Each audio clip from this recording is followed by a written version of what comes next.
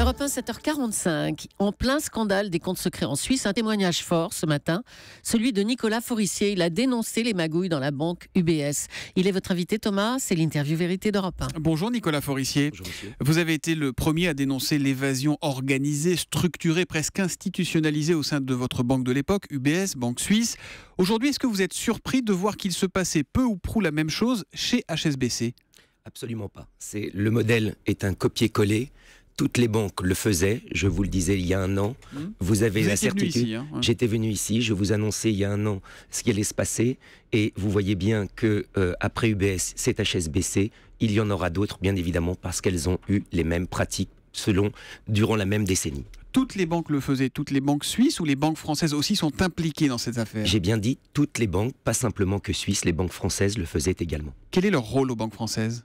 Il est identique à celui des banques suisses, à savoir qu'elles ont collaboré de manière complice, si vous voulez, et active à la fraude et à l'évasion fiscale de notre pays. Ça veut dire que ce ne sont pas des clients qui allaient voir des banques suisses en disant « voilà, je voudrais dissimuler tant d'argent ». C'est le conseiller bancaire français, pour les clients français, qui prend contact avec les banques suisses et qui organise tout ça ? Exactement. C'est exactement cela. Vous avez les chargés d'affaires qui étaient en contact international avec leurs homologues, qu'ils soient luxembourgeois, suisses ou de tous les paradis fiscaux dont vous pouviez venir, et qui mettaient et qui faisaient la jonction entre les clients français et les plateformes d'évasion fiscale que sont les paradis fiscaux. Alors, ça se faisait d'une banque à l'autre en quelque sorte. Est-ce que selon vous, les clients savaient tous qu'ils fraudaient ou est-ce que ça se faisait dans le non-dit, voire dans leur dos ? Non, bien évidemment que le client savait ce qu'il faisait puisque c'était une solution financière qui lui était proposée et souvent même le client était demandeur. Donc, si vous voulez, il ne pouvait pas ignorer que ce qu'il faisait était illégal. Donc, de ce que vous nous dites, tout le monde savait que c'était illégal. Ça, c'est important. Le mot bien que vous sûr, prononcez, tout le monde savait que c'était illégal. Bien sûr. Il y a quelques noms qui sont sortis à l'époque du BS, hier avec les révélations du Monde sur HSBC. Pourquoi certains noms sortent et pas d'autres ? C'est en fonction de la taille de votre portefeuille. En fonction de votre puissance financière, vous achetez plus ou moins votre anonymat. Là, ce qui est en train de se passer, c'est que des gens connus vont sortir et continuent de sortir, mais ce ne sont pas les plus gros.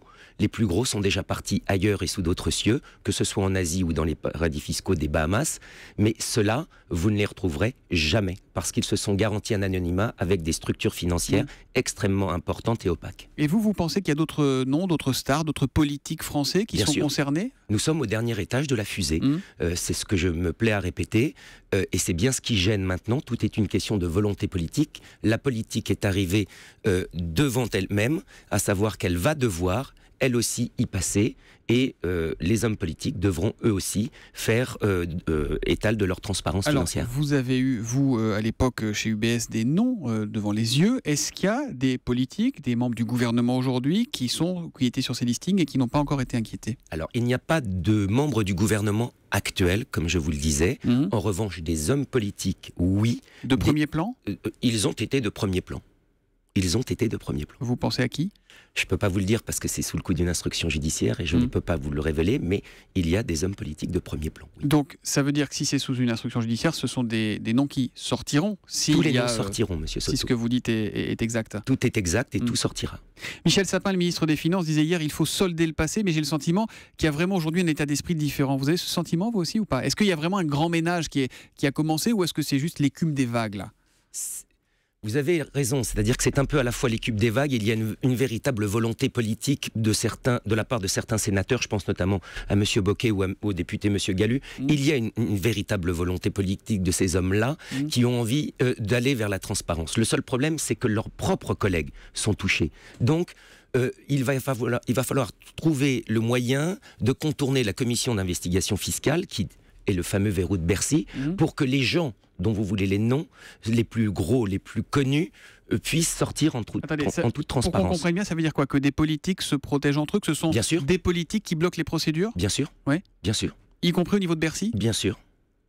Tous les politiques et certains services d'État bloquent parce qu'ils savaient tout et nous en avons la preuve.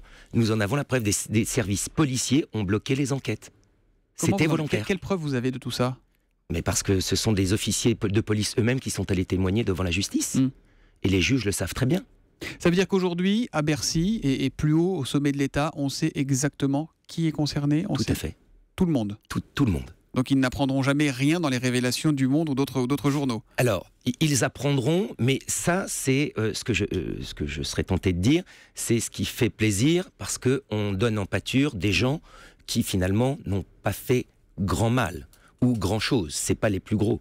Ceux qui On va parler clairement, c'est pas Gad Elmaleh avec ses 80 000 € qu'il a régularisé depuis qui pose problème. Exactement. Vous avez tout à fait compris, c'est pas Gad Elmaleh qui pose un problème. Par contre, c'est ceux qui tiennent le pouvoir qui posent le problème. Quelle est la responsabilité de l'État suisse dans tout ça? Parce que finalement, on s'aperçoit que voilà, il y a HSBC, il y a UBS, toutes les banques sont concernées. Est-ce qu'il y a une responsabilité au niveau de la Confédération? Mais bien sûr qu'il y a une responsabilité. L'État suisse est totalement engagé dans la mesure où elle a construit son modèle économique sur le drainage de l'épargne de ses pays frontaliers.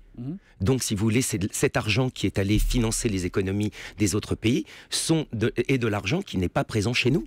Et donc, qui ne finance pas nos plans de relance. Vous parliez tout à l'heure de taux de croissance avec Axel de Tarlet de 1,9%.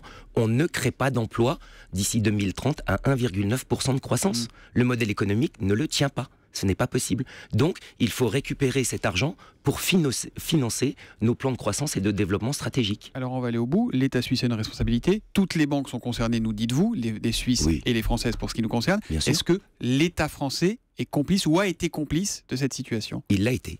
Bien sûr, sans aucun problème, puisqu'ils sont au courant de tout depuis des décennies. Donc, si vous voulez, vous ne pouvez pas avoir des commissions soi-disant indépendantes qui savent tout et qui ne vous donnent pas les noms.